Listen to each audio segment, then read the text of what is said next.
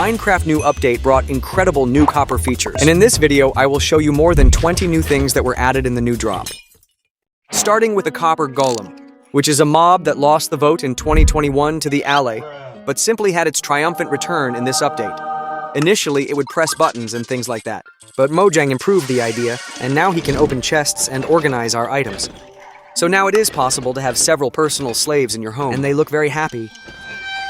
To make a copper golem, you need a copper block and a pumpkin, following the pattern of all golems that are made with pumpkin. But the interesting thing about the copper golem is that when it is born, it comes with a copper chest. And this copper chest can also be crafted, and it oxidizes over time, but this does not interfere with its function. And if you want to maintain some oxidation state of the chest, just use honey on it, and it will stay in that form forever. And it is also possible to reverse the oxidation state using an axe.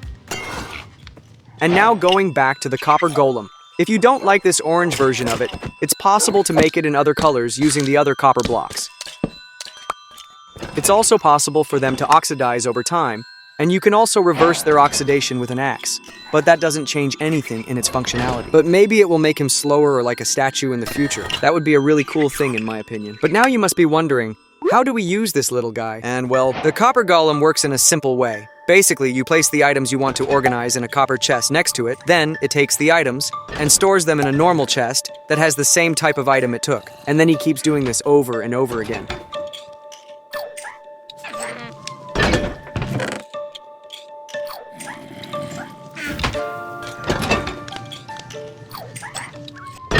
And now, an important detail to mention is that every time the golem takes an item from the chest, it always takes 16 of the items that can be stacked in 64. Basically, it carries 16 each time it takes them, and takes them to the normal chest. And a strange thing that is happening in this beta version is that if he happens to take the items from a copper chest, and there is no other chest nearby for him to deposit, he basically keeps the items, and even if you kill him, he does not drop the items he took. But I think this will be fixed soon. And another very interesting detail about the copper golem is that it doesn't die underwater. It can survive, but it dies in fire.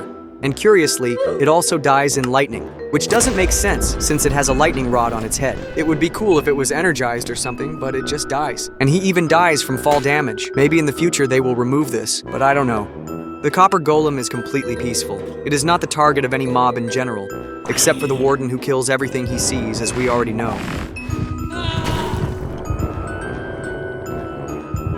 If you want, you can use honey to lock the golem with a specific oxidation stage. I almost forgot to mention that. And also look how weird it looks if you use the name tag Dinnerbone on it. Very strange. But this mob is very cool, and it would also be interesting to see it spawn naturally in the trial chambers, and also copper chests there. And now let's talk about the new armor, which is copper armor.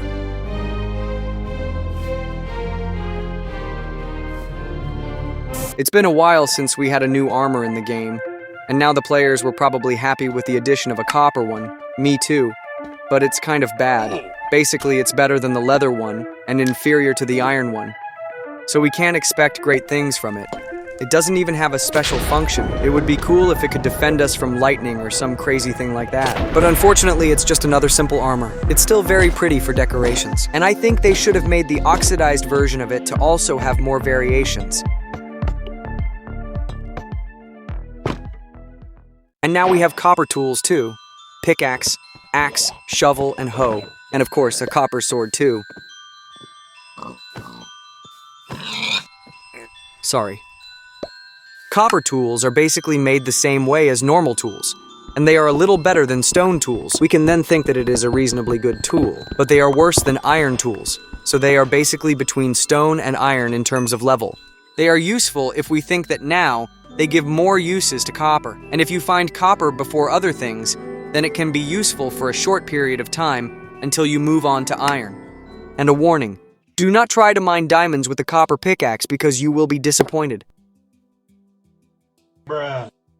Copper tools, as well as armor, also did not receive the function of oxidizing, which I personally think makes no sense. After all, it is copper and copper oxidizes. I hope this arrives in the future. But despite not having anything special, I liked these new utilities for copper. Tell me what you think of this in the comments. In addition to these features, I also want to take the opportunity to talk about the new disk that was added recently. But I couldn't mention it in the previous videos about version 1.21.7, where a new dog painting was added. And also this disk called Lava Chicken that can only be obtained by killing a chicken jockey.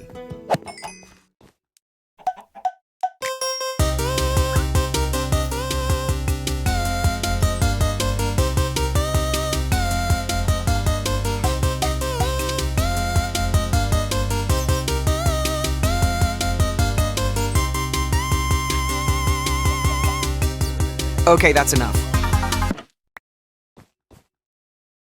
Besides all these cool updates that Mojang is making recently, it would be cool to see other mobs coming to Minecraft like the Isolager that lost to the Glow Squid, or the Rascal in the Mines, or the Mooblem would also be cool. And there was also Glare, which was very interesting, and several others, but I already think it's incredible that the Copper Golem came back after losing the vote.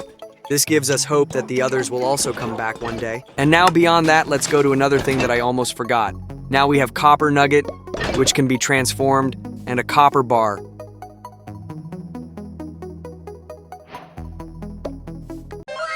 And besides that, we have some more curiosities about the Copper Golem.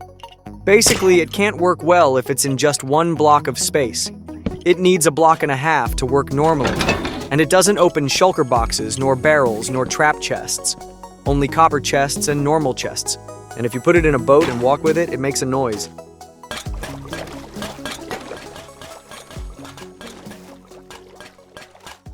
And he can also use the Totem of Undying if you try to kill him while he is holding the totem, which is a really cool detail. Although he doesn't normally face any real dangers.